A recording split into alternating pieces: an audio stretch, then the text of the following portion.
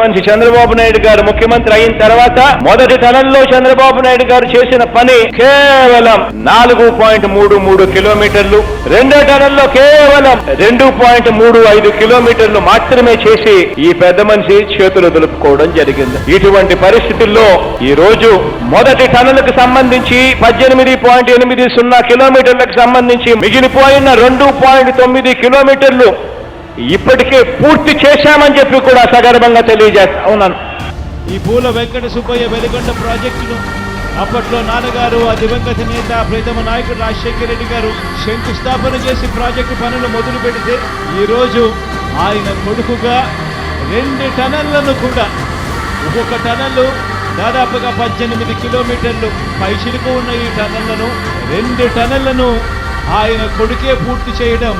ఆయన కొడుకే జాతికి అంకితం చేయడం నిజంగా